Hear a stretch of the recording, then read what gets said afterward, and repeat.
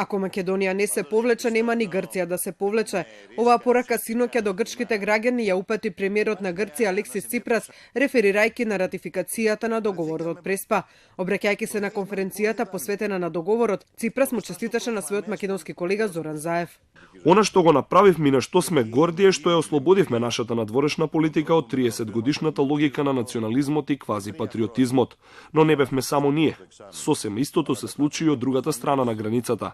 Зоран Заев со својата влада успеа да ги запечати сите напори со храбрата уставна ревизија, што обезбеди долгорочност на договорот од Преспа. Дозволете ми да му честитам на премиерот на Северна Македонија на храброста, смелоста која ја покажа од почетокот до крајот на процесот. Ако тие не се повлекоа, нема ни ние.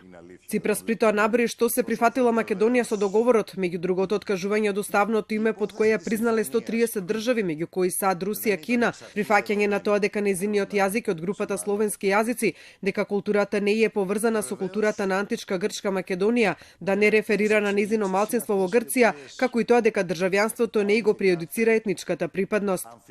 Накусо, другата страна направи се што некогаш било официјално поставено како предуслов од нашата страна и повеќе.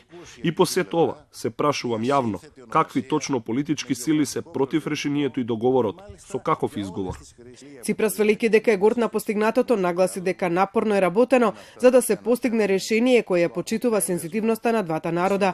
Обраќањето на Ципрас за договорот од Преспа уследи неколку часа откако лидерот на помалиот коалициски партнер во неговата влада, Панос Каменос, се повлече од позицијата министер и ги повика сопартиците да го сторат истото, со цел соборување на владата на Ципрас поради договорот. Но повикот на Каменос не го послушаа досега четворица пратеници на независни грци, кои рекоа дека ќе ја поддржат владата на Ципрас. Каменос експресно ги исклучи од пратеничката група преку Твитер.